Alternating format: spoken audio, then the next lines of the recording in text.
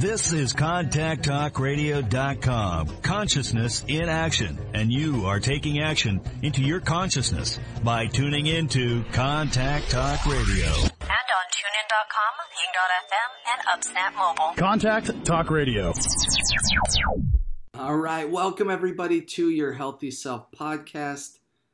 This is your host of the day, Kate Archibald, and really excited to be with everybody today. We got an awesome show lined up for you guys. So, as usual, want to just cover a few announcements. Last night we had an amazing hack, our Health Accelerator course. Talked about our challenge for the week is getting additional movement and stretching, getting some good walking in, maybe a yoga class or two over the next week, and really get your body moving and stretching. So make sure you follow through with the challenge. So if you're not a part of our hack community, go to AccuEastWest.com/hack. That's HAC. Make sure you get signed up for that if you're not already participating in that. And then our sponsor today is The Smart Medicine.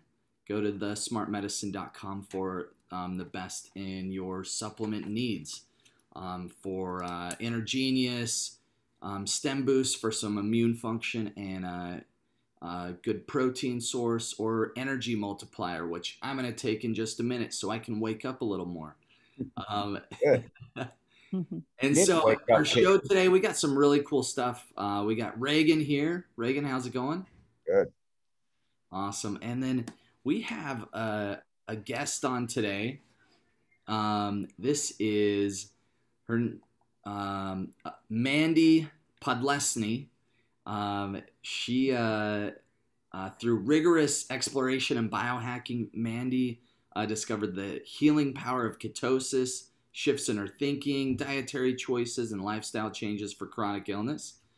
With her health beginning to improve, she felt an intense desire to give back and help. So since 2016, Mandy's helped others visualize their own roadmaps of success, whether they're keto or burrito. I like that. To drop the weight and fix their relationship with food, all while learning to love themselves exactly as they are. So I'm going to kind of hand it over to Reagan and Mandy. I'll be in the background as well. But Reagan's, you're much better at asking questions than I am, so I'm going to pass it to you. Mandy, welcome to the show. Hello, thanks so much for having me. Awesome. Well, thanks, Caden. I don't know that I'm better at asking questions, but let's dive in, because ketosis is really interesting, and I've been excited to have you on the show, Mandy, because you've got this interesting journey that you can share with so many of our members about the relationship with food. And I can tell you, my relationship with food when I'm in ketosis is 10 times better than when I'm eating carbs. And I love bread. My wife makes like the world's best bread. I mean, Cade, we have to like ration him because he'll eat a loaf, I'll eat a loaf. And so yeah, so let's talk about that. But tell me about your journey. How did you get so interested in food and ketosis, and what was it that you were struggling with? Thanks so much for having me. First and foremost, I really appreciate the opportunity to just come on and educate, even if it doesn't matter. I just want to really, really, really help empower other people, because I struggled for a really long time. So when I was 19, I was doing the normal 19-year-old stuff, going to college, working out, dating boyfriends, and, having girlfriend time and all of that. I bent down to pick up a shoe. My knee snapped, and what I thought was a routine meniscal tear actually turned into a 15-year journey of trying to figure out why my body was not calming the inflammation down. So it's just been I had an inflammatory response to a meniscal tear, and I was misdiagnosed for about 10 years, bouncing between orthopedics and rheumatologists. I'm sure your audience can definitely relate to all of that stuff, saying I was crazy, saying that food didn't impact things. And I just got frustrated, especially being so young. I was just trying to, live my best, fun, happy young life, but also to heal my body. And what it takes from a nutritional supplemental standpoint is a whole ton of time and commitment. So I was actually developing food relationship issues in the midst of all of this as well. And it wasn't until my dad looked at me one day, I was like so severely underweight. I was eating kale and chicken. I could barely pick up my bag from the baggage claim. He literally looked at me and he goes, "You look like that's just my dad." A direct, like, pattern interrupt, slap in the face. And I was like, well, you're not wrong. And that started my quest to really just commit to my health and wellness journey. And once I stopped listening to all the blogs and Google rabbit holes and just stuck to 5 things: nutrition, movement, self-care, sleep, and hydration, I started to really like heal and whatnot and get some results. So that's kind of how it started. And that's why I'm here. Oh man, well, we got to thank your dad for just calling you out, right? I know sometimes, you don't want to hear the thing that is the elephant in the room, but it's the thing that you actually need to address. Yeah, and I like those 5 pillars that you approach. We tell people when it comes to nutrition, the first thing you want to look at is hydration, because that's what can make or break your appetite, and that can kill you from the very get-go if you don't start your morning with some good hydration. So let's, and before we jump into all the mechanics, which I'm really excited to talk about, and we could get super nerdy. So tell me about your knee and this inflammatory reaction. Did you notice that foods were triggering it? Was that your correlation, or how did you get to that conclusion? I think it was it's really easy for us to like focus on like one solid thing and be like, oh, this one solid thing is going to be the solution, whether that's removing gluten or changing your diet or taking supplements. We just think it's not just that simple. Our bodies are complex, but they also know what they need to do. But I just went in the food way because that's just what I had been Googling for 10 years and just went that avenue. And essentially I was diagnosed with ankylosing spondylitis, and I have an HLA-B27 gene that just activates an inflammatory response for whatever reason. We haven't really found the reason, but I have my life back through the power of using pure therapeutic ketones, doing the ketogenic diet, and but I don't do it fully. So don't freak out, everybody. I'm not like that a zealot or anything. I teach flexibility, but by doing lifestyle changes has gotten my life back. Now, do I have a complete resolution? No, but I have spared my joints from further surgeries, and really just revolutionized just from where I was to like where I am now. And I have a full happy life now because of all the principles that I apply. So it just took a really long time. I had my knee replacements. I had 2 knee replacements and a left knee revision and an elbow surgery and an ankle surgery. So yeah, Wow. it's a lot. That's so much. And if you could go back in time, what advice would you have given yourself, when these injuries first started? Yeah, I would say attack it head on and don't avoid it. I don't think if I wasn't so young trying to like have a young fun life, like going out with my friends and like partying and like doing the 21 to 25-year-old thing, and actually focused on it and really had an awareness of like this inflammation's literally destroying my joints.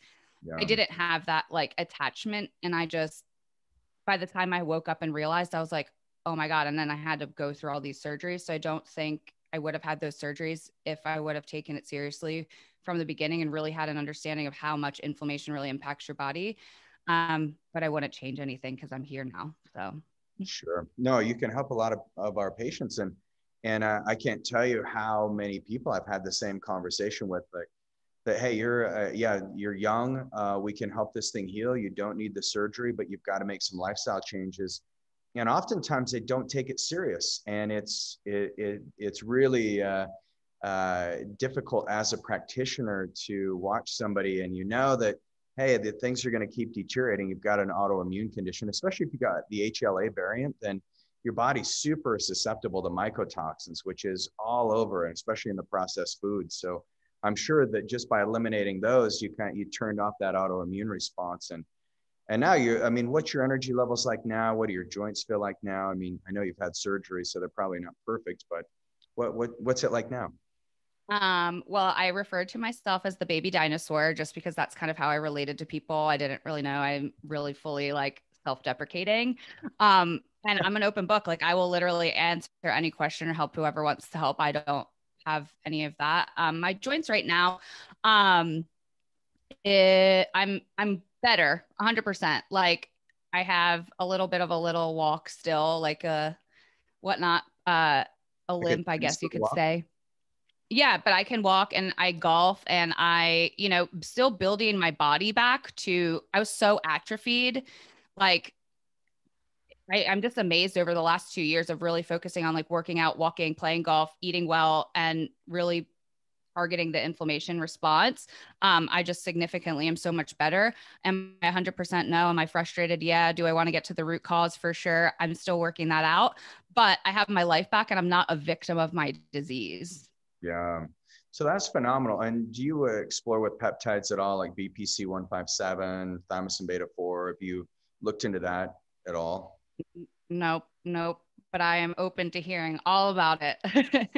So yeah, so these BPC 157 specifically activates the growth hormone receptors in your joints. And so anytime growth hormone is prevalent in joint space, then deterioration isn't prevalent.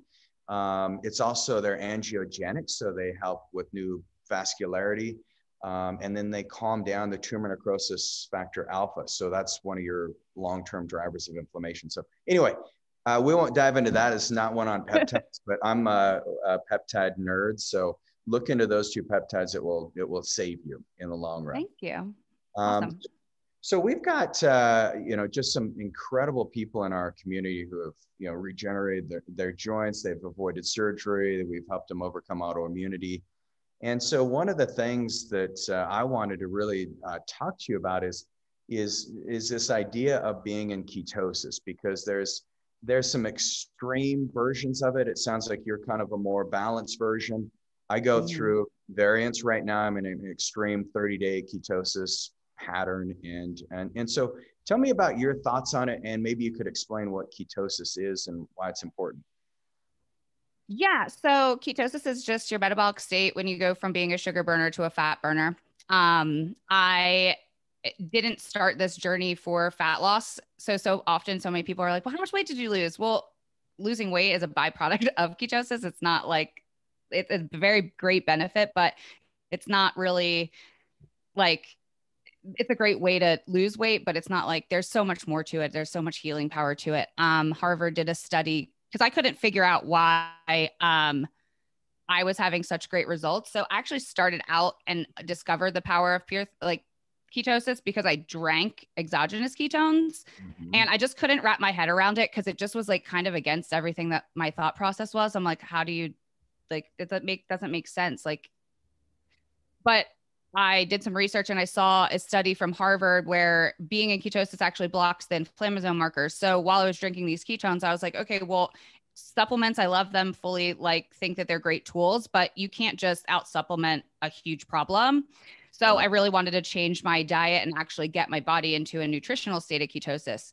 The problem is most people don't want to commit to the 6 to 8 week process it takes to get fat adapted. And then once you're fat adapted, you like then that's when like the magic happens and then you have to keep going because then you can't have any pizza. So I think utilizing pure therapeutic ketones as a tool, but also getting your body in ketosis because of the healing power really does help.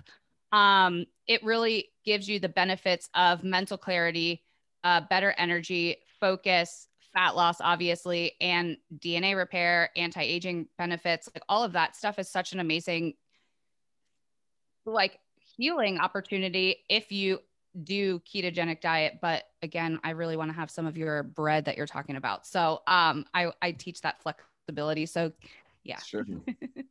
So do you have like a carb day once a week, or what's your flexibility pattern look like? Or if someone just serves you up a nice slice of sourdough bread, you just might go for it. Yeah, I just go for it. Listen, I do things from non-emotional standpoint. I eat to my goals. Right now, I'm really just like focusing on high protein and building my muscles because I've been so atrophied, and like that's a huge thing for me, just getting my leg muscles back. and it's been such a long road. I'm like, oh, but yeah, I just intuitively eat. And I don't really even like to say those kind of words. I guess more empowered eating. Like, I'm not going to give that piece of bread a piece of power. Like, that Sure. bread is delicious. It's meant to be enjoyed and give you pleasure, not guilt, shame, and sabotage. Like, there's nothing wrong with enjoying a piece of bread. It's the bread and bread and bread and bread and bread and bread and bread over and over again. Every That day. is the problem. Yeah. So God, well, no, I think that makes a lot of sense. And one of the things that I find is that every patient, to burn ketones, there's a little different variance. Men have a different metabolic burn rate than females do, and based on the cycle, based on the hormones that are prevalent in the body, if someone's in chronic stress, cortisol is going to cause gluconeogenesis. So even if you're eating 100% fats, no carbs, you're like, why do I keep gaining weight? Why can't I get in ketosis? Well, it's the stress. So there's multiple facets.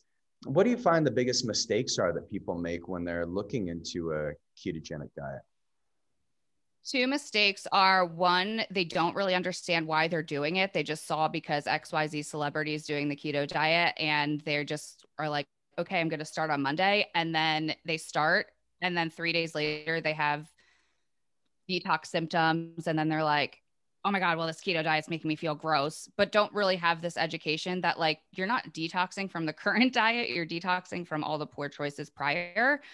So not really understanding the why, and then understanding that it's going to take time. And then they just think, I'm going to lose weight in 2 days, and don't have that. So then they sabotage and say, I don't want to keep doing it. So those are the two things I notice a lot. Yeah, because there can be the first 3 or 4 days, it can be a challenge when you're going to a fat adapted state, because your body craves the sugars, and rightfully so. From an evolutionary perspective, our digestive systems are just meant to pick up on the easiest things to give us energy. And now we live in a world where it's like, well, we can order food 24/7 with Uber Eats or DoorDash or whatever crap you want to my Lord. put in there. And so in the past, we actually had to look for food, and we had to hunt for it, and we had to, there had to be energy expenditures. And so the sugar was the easiest source, but our brains are hardwired for, the sugars and then the fats. And so the thing I love about the ketogenic diet is it scratches that sugar craving itch. So does anyone on the show today get sugar cravings? And actually, I know a lot of our members here. So that's had a sugar craving, Reagan. Never seen that in you, Cade. Never. Never. But Cade's got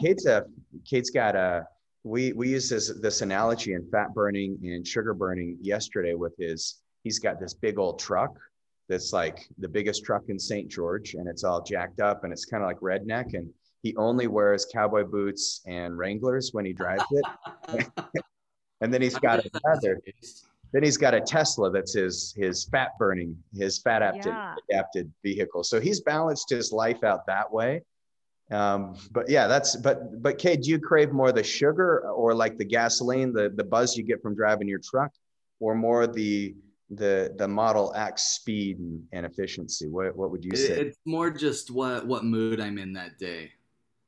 Well, like, tell me on a Tuesday, what kind of mood are you typically on? Like on a Tuesday, that's typically Taco Tuesday. So I would say you're driving your truck. Okay. I'm driving my truck on Tuesday. Yeah. So if Cade pulls up in his truck at work, he's eating a lot of carbs that day. And so you can shame him.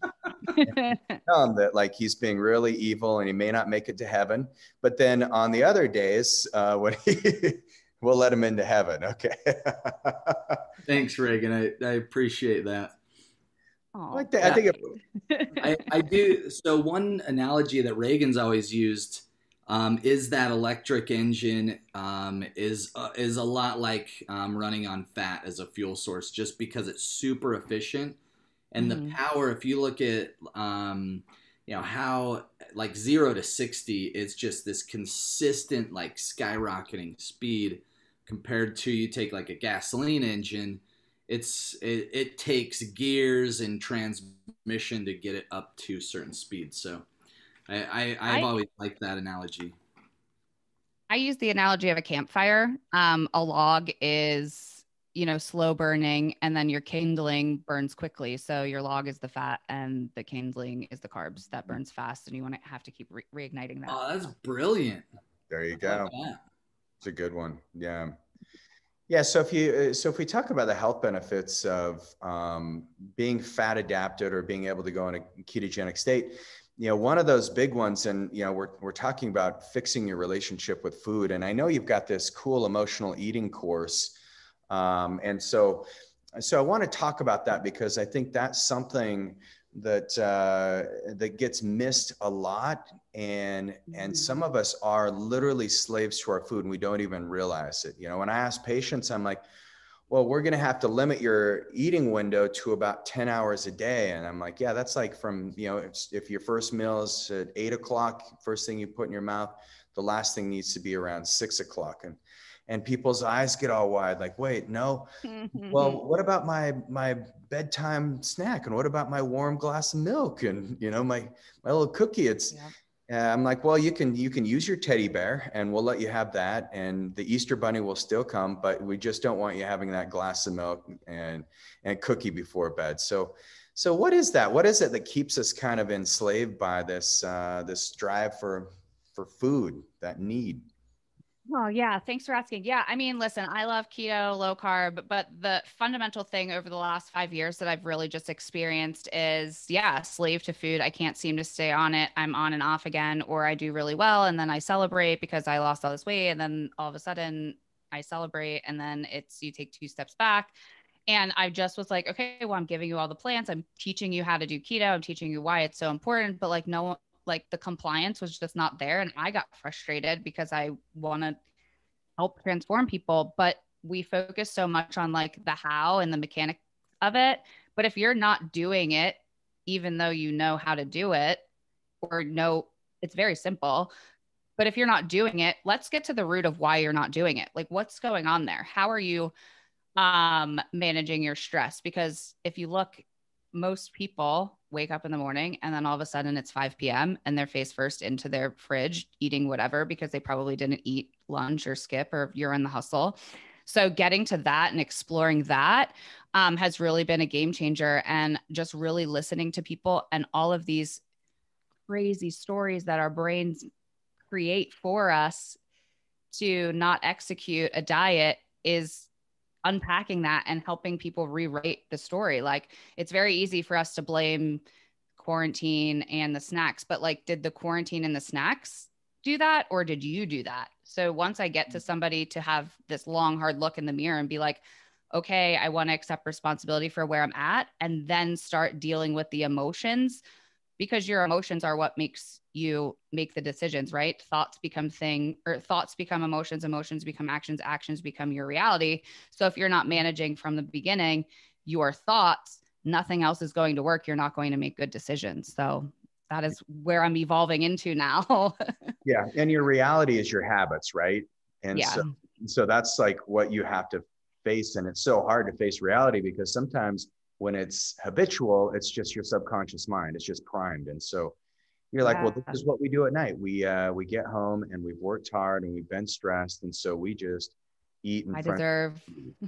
I deserve, I'm entitled to, I'm American, therefore, no. Yes. It's a free country, Megan, don't tell me what to do. Yeah. Yeah.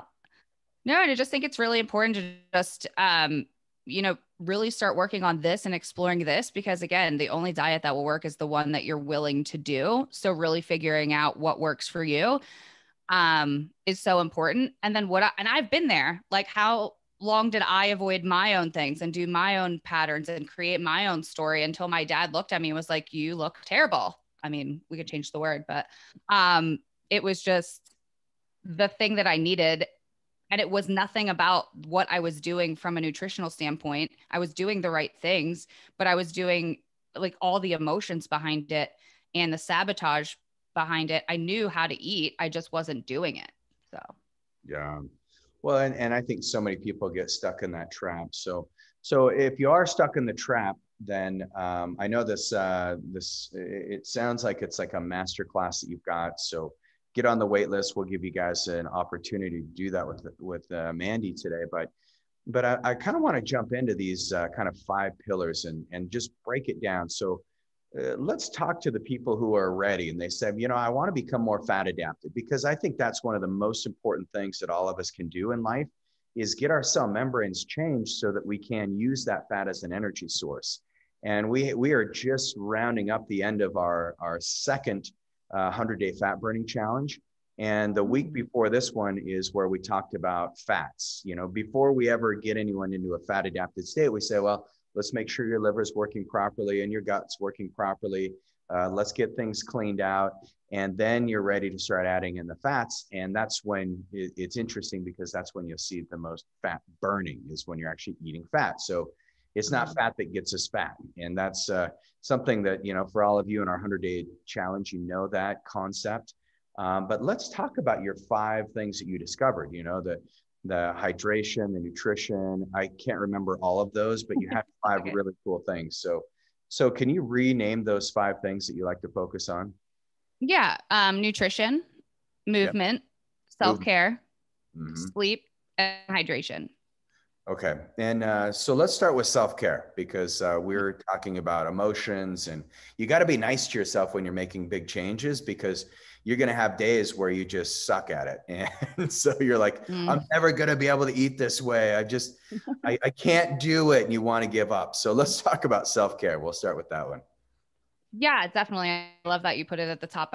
I started out with nutrition being the first one, but it actually needs to be, they're all equally important. Self-care is not just bubble bath and nails, ladies. It's practicing boundaries, speaking your voice. It's saying no with a period and not having to explain yourself, getting really committed into why you're doing what you're doing, evaluating your commitments. You know, having tough conversations with people that you don't want to have, that you're avoiding. Like, all of this stuff contributes to stress and your ability to make good decisions nutritionally and all other 5 pillars. So it's important to make sure that you're actually looking at this part of your life in addition to self-development and making yourself a better person. Because if you're not growing, you're dying, right? So just really, you know, making this a thing, you know. And we think that self-care needs to be this meditation, practicing morning routines for several hours during the morning, got to wake up at 5 a.m. No, change the word from routine to ritual.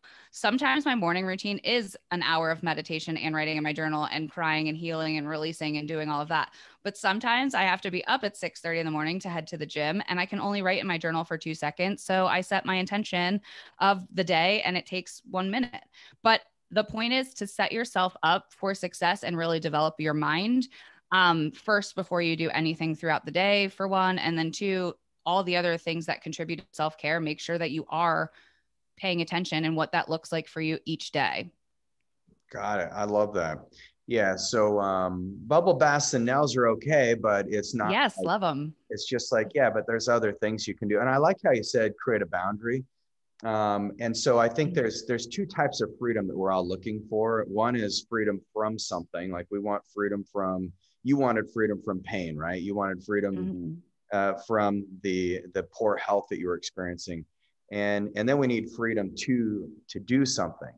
And so some of you, if you don't say no, you're never going to get freedom to do that thing you want to do. If you don't set some boundaries with your kids or your spouse, or set boundaries with your rituals or your routines. I find that timed eating is the easiest way for me to just have good self-care, because I'm like, cool, I'm done eating at 7. I don't have to choose beyond that. I can read a book, I can relax. I'm not going to be focused on food. And so it's a easier pathway for me that way. What are some of the things you set up? What are some of the habitual triggers that you put in place so you do practice self-care?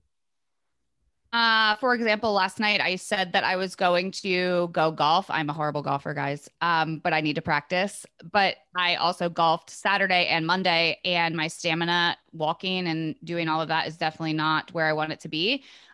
So my body just was not handling it. I was really exhausted yesterday. So instead of going to golf, I canceled and I didn't explain myself. It was just, I had to do what was best for me, make that decision. Yes, of course, I want to improve my golf game. Absolutely. But do I want to be able to walk today and function and practice better later? Yes. So that is just an example of just a boundary. And, it's very easy for us to like justify, oh my God, well, I'm really sorry. My body hurts, like, da, da, da. No, I just take ownership and have also communicated with my golf coach, like, hey, this is what happens. I think that boundaries are also important, and saying no is important, but also clear communication. I can't tell you how often people come to me and they're like, well, my family doesn't do keto and blah, blah, blah. Well, okay, but your family's not forcing you to eat pizza every day. Like, having that clear communication. Listen, I love you.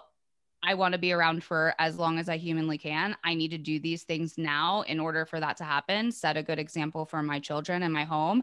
So we just kind of forget that that is like one little degree shift in our behavior. Just having that conversation will yield so much great impact on how you operate throughout the day, because you clearly communicated, one, hey, I need to do this, and two, I would love your support. Yeah. Yeah. There's a great book called Willpower Doesn't Work. Have you read that book? Mm-hmm. I've heard of it. No, I have not committed to reading it. It's a great book. I mean, Thank you. And Atomic Habits, all these things, sometimes it's really good to just take a look at your environment and say, man, I don't think there's anything wrong with expressing what you want and expressing what you don't want in life, right? But as kids, our parents kind of teach us like, oh, don't be selfish and don't think only about yourself. But man, I can tell you, I love being around people who just have a really strong intention. When I sit down with somebody in a lab review or functional medicine visit, I'm like, where do you want to go from here? Do you want your health to stay the same, maybe get worse, or do you want to do something really dramatic and transformational? The people who want to do something transformational are the ones on this show today. They're the ones, the thousands that we've worked with, and they've made the big changes, but it's only because they know what they want and know what they don't want. But in the book, Willpower Doesn't Work. And I think, Kay, did you just post that in the chat box? Oh, there we go. Yeah. When you were talking about boundaries and really just setting yourself up for success, that was the book I was thinking of. I was messaging Reagan trying to remember the book. You nailed it. Willpower Doesn't Work. That was what I was looking for. Yeah, and just from a behavioral analysis, they did studies where they found that your environment will absolutely collapse you, no matter how in strong intention you are. If you don't set up some boundaries in your life, it's going to be really challenging. So that may be you may have to wake up. My wife wakes up at 4:45 every single morning. It's crazy, and she has her ritual, and she's very fitness oriented. She's a Pilates instructor. Then she's got a real estate business. And then she takes care of the house. She manages Reagan's craziness. So that's her hardest job, actually. That is the most difficult job of all. She's a Reagan Wrangler. Yeah, she is. Yeah. I got rope burns to prove it. Nice. Yeah, but no, she's amazing. But she sets up a lifestyle that actually is supportive of that. So I think self-care, I think you nailed it when you said self-care is a lot less about, let me go chill out at the spa today. And it's a lot more about, let me get real clear on what I want out of life and what I don't want out of life. Yep. And then those things can change. And then also too, what I've found is like, people don't manage their stress or check in with themselves throughout the day. So that leads to the emotional stress eating at night. So, and then the cravings as well from the chemical response to all of the stress. So it's a heck of a lot easier to manage that from an empowered place when you take 2 seconds. So what I offer people, this will be the biggest pro tip y'all can take. Set some alarms throughout the day just to shake you out of your like routine. And you can change the alarm name to, hey, I'm awesome. Or, hey, what am I feeling right now? Or, hey, take a deep breath, right? Those are very simple things that it sounds, again, people think that I'm going to change, like tell you this major transformational thing, but no, these are just small little habit changes that yield such big results just by getting you out of your own pattern. Yeah. Yeah, I think that's going to be a huge thing. And I think, Anne, I believe you do that, Anne. yeah, she's one of the most efficient human beings I've ever met and organized. And so she's the one that coordinated you being on this. Mm-hmm. And so, yeah, I think I believe she follows that principle, but I find it's really critical. So that's great advice. So anything else on self-care?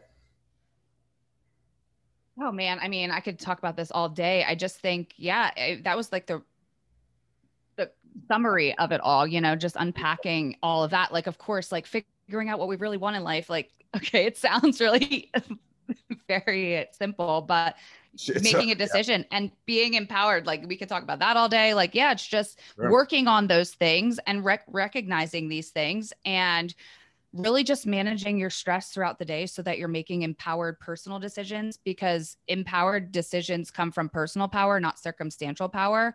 And Yeah. we pull from circumstantial power, which is, your willpower and things like that, and motivation, which that's short lived, right? But personal power, knowing that you're okay, safe, and breathing, anything from there should be an empowered choice. Yeah.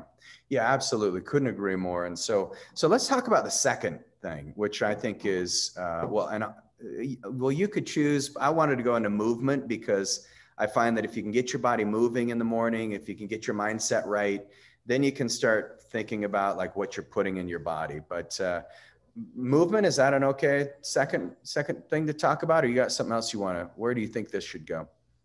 No, I love that. But and to kind of dial back for a second, like the pillars are the holding your foundation, right? So like think of it like you're sitting on a chair. If you knock one of those legs off, one's going to be off balance.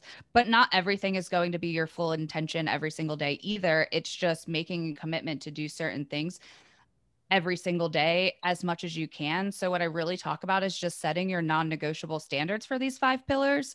Like each week, right? Because each week is going to be completely different. And sometimes you might even have to do them per day.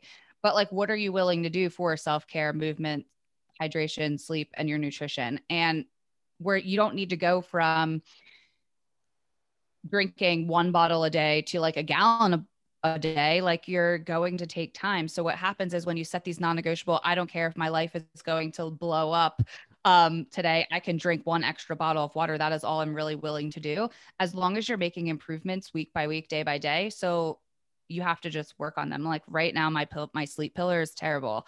I'm really working on that, but it's like that, but my self-care is like super on point, right? So that's just where I'm at this week. But like, okay, this week sleep sucked. But so now I'm going to make a commitment to work on my sleep next week and do a little bit differently than what I did this week. So take a deep breath and don't put so much pressure on yourself to even have to do these 5 things. Just set these non-negotiable, it does not matter goals, right? So if we want to move into movement, so often I see in like Facebook groups, or like people come into my Facebook group and they ask me, oh, well, can I do my wellness plan without exercise? I'm like, why do you not want to move your body? Like, it's not just about fat loss. And we've just thinking like we associate like movement with fat loss, and it's not just about that.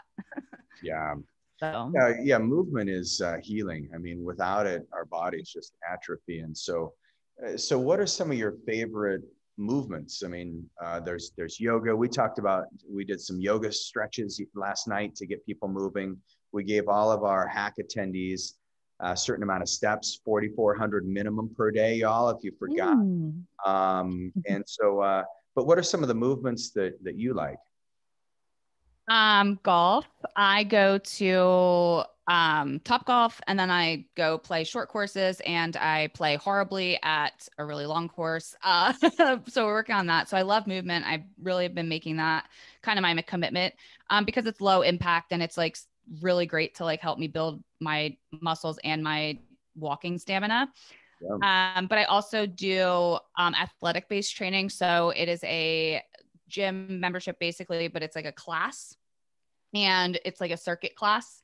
So you just go there, do weight training and stuff like that. But I do a lot of modified just because of my joints, but it's a super supportive, amazing community. I would suggest, and I'm the type of person, listen, my minimum standard for at least 4 months, even as a health coach, was I'm going to go to the gym just 2 days a week. And that's all I could commit to for a really long time. And then I start to build up on it.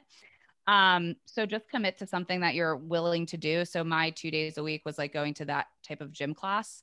I also love stretching. Hot Works, which is like this sauna type yoga stretching place that it's an infrared sauna as well, which is amazing to just get your blood flowing and circulation and things like that. And then ultimately just like going for a beach walk because I'm here in Myrtle Beach, South Carolina. I love doing that with the dogs. And then we're just going around and walking around with them in the neighborhood. Like just go move your body.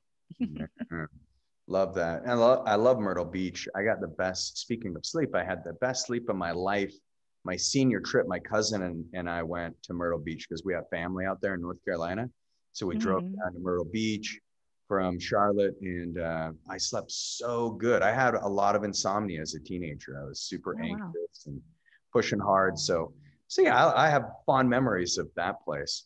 So movement's great, and you can do it anytime, anywhere, but you just have to do it. That's the key. It's like your body's going to rust. Just like if you don't start a car for a year, that engine's going to start to seize up. So everything needs that. So Anne put in a couple things on self-care I wanted to read. I think this is great. She said, I have to find a balance with being real with myself, between being real with myself and also being gentle with myself, balancing the masculine and feminine sides of myself. Sometimes something that me peace is actually just me avoiding discomfort. I don't think any of us have done that, Anne, where we just like denial is not just a river in Egypt. So,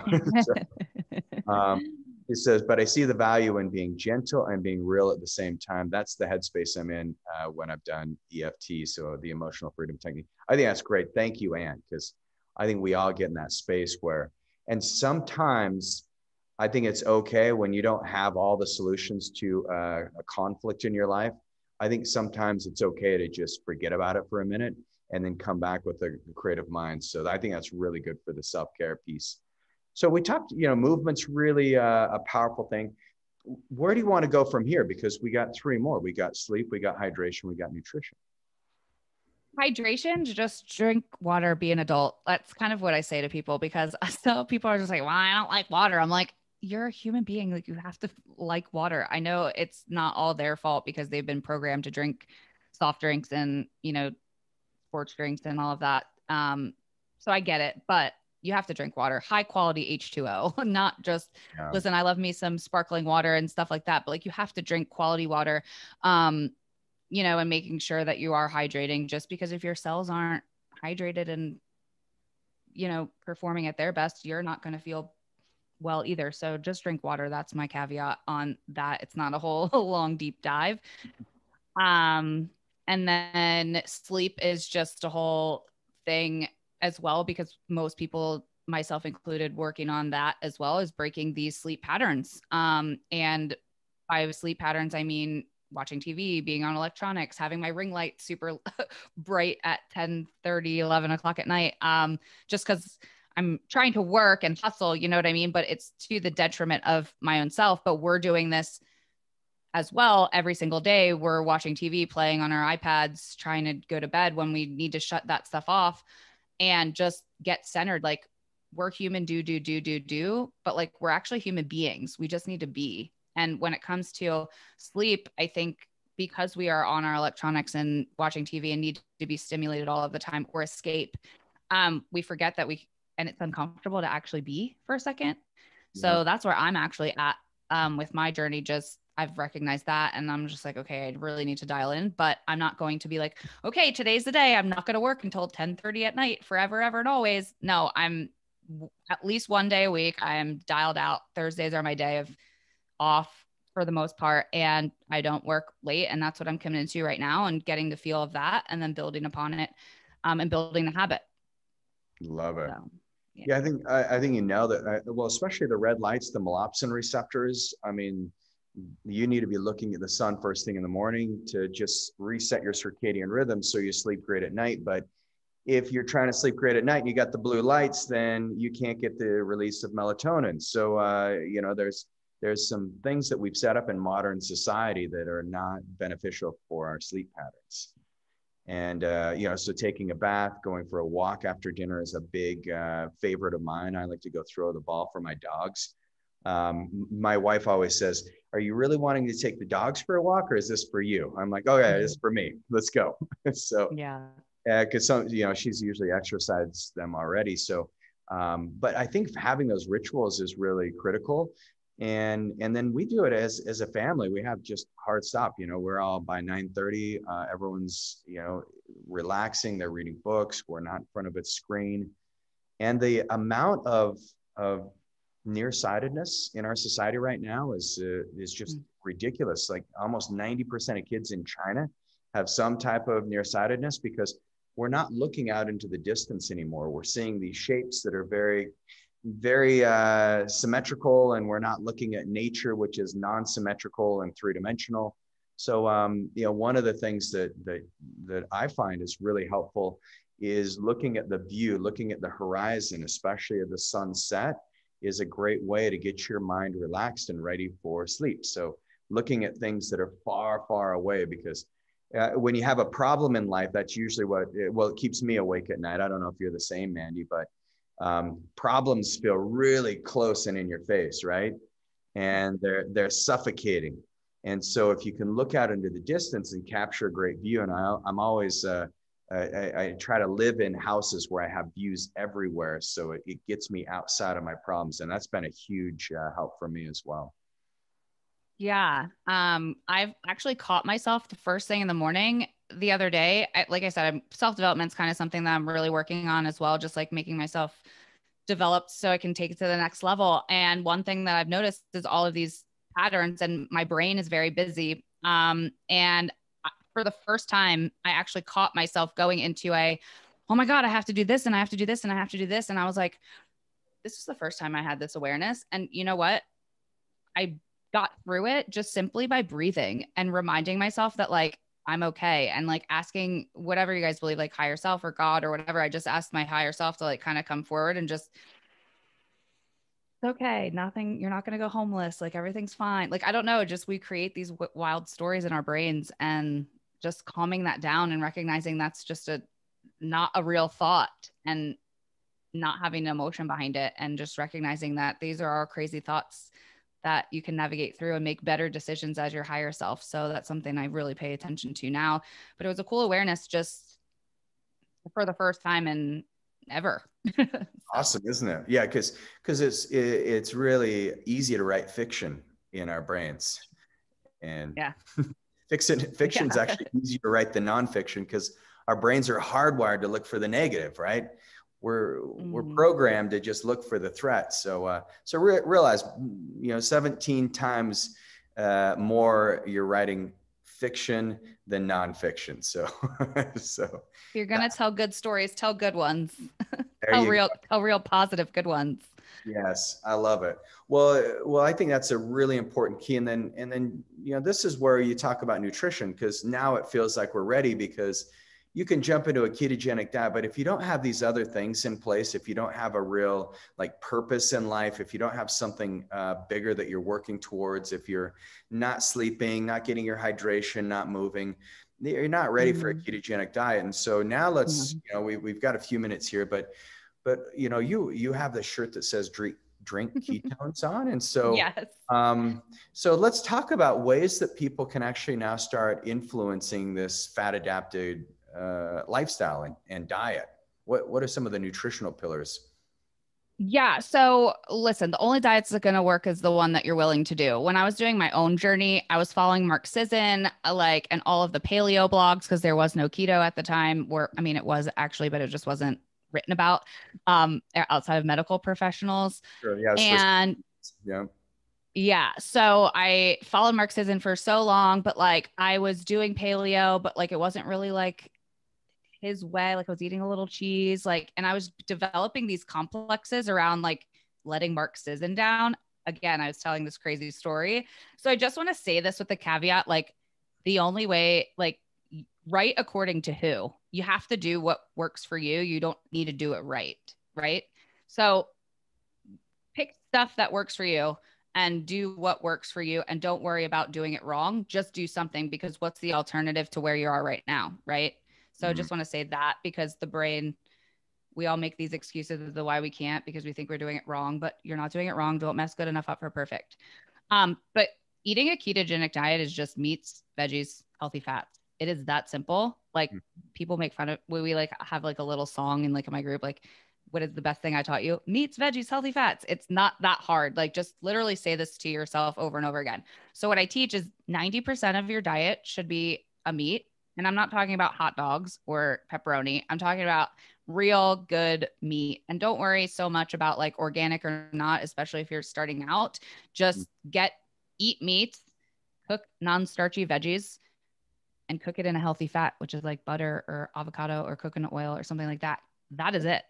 That's it. Easy. Add some salt and you're good. Salt and pepper and do that. Yeah. And don't fear protein. Enjoy it. Like eat it. But then that allows you, if you do that for most of your diet and you're just paying attention to your meals and they're meat and a veggie and cooked in healthy fat, you're going to see the results if you're doing the other pillars, and you're never going to have to like count your macros and like make sure that you're balanced and all of that. Like just eat meat, veggies, healthy fats for most of your diet. And then when who cooks the bread? Somebody comes, gives you some bread. You could enjoy a piece of bread on occasion and don't worry about it. And then if you really want, you can enjoy some pure therapeutic ketones or exogenous ketones to utilize ketones in your body without having to do the aggressive diet for so long. But again, that's just a tool. So that's the premise of what I teach. I like that. And so, I mean, are you using like beta hydroxybutyrate or the acetones, or what type of ketones are your favorites? Yeah, so I use the only pure therapeutic ketone on the market. It's actually the exact BHB that unlocks your, that's bioidentical. So think of it like a key. So you're putting the key in the hole, and some of these BHBs that you can get from Walmart or something like that will not unlock ketosis fully. You can just put the key in and that's it. So you need more and more and more to actually start utilizing them. The ones that I use are pure therapeutic ketones, and they're the ones that actually unlock the keys. So your body has no idea if you drank them or if you did the aggressive diet. Once it gets into the bloodstream, it utilizes it the same. So those are the ones that I use. Right. And if anybody needs any info, you can just text me or add me as a friend on Facebook. Perfect. Yeah. So, and I think that's a great way. And then the meats are really, that's key, because what you'll find is it's satiating. So you don't feel like you're depleted in something. And then I find that on my active days, I mean, I'm a bit of a nerd when it comes to counting things, but I'm finding I'm eating about 2 to 3 pounds of meat. And my wife thinks it's ridiculous when I'm doing my extreme ketosis state, but I just feel great. I don't have the sugar cravings. I do really well on venison. I do really well on the steaks, lamb. Those are really good meats that can keep your body burning in a really clean way. Yeah, I did actually a carnivore diet for about 30 days. And I just from science, I just really wanted to see what it was all about. And honestly, I really have transitioned from like again, I hate diet labels. Like I guess if you had to label something, it's ketovore, but really, really high protein, mainly meat. And I feel so amazing. Like it really is. Stop fearing for protein, get on with your bad steak self and enjoy it, because it will give you all the nutrients you need. So yeah. And so much better. Those some of the plant proteins, the pea proteins, totally inflammatory. And so a lot of times when you're trying to up your protein game, you get in some of those plant proteins and it causes bloating, gas, all those things. So the meats tend to be easier to digest, and it's actually a very clean way of eating. And so what we're going to do is Cade is going to take us in his big redneck truck, and we're going to go hunting. And then that will kind of be the way we can splice in the keto carnivore solution here. What do you say, Cade? Let's do it. Sign me up. Let's do it. Awesome. All right. So Bev, and there's great buffalo meat available at Buffalo Ranch Store in Woodland. Yes. And I've got their bison tongue.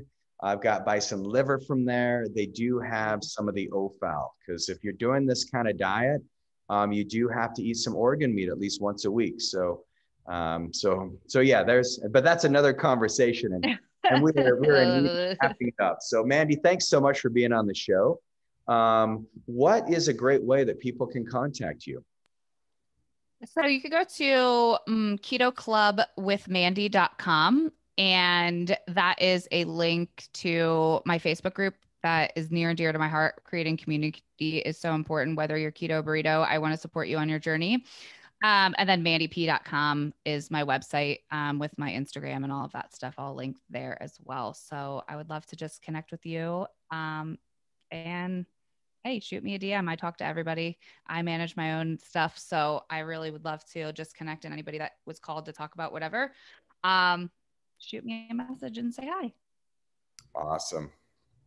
So cool. Well, thanks so much, Mandy and Reagan. Awesome show today. We'll be back, everybody, same time, same place next week. Really looking forward to that.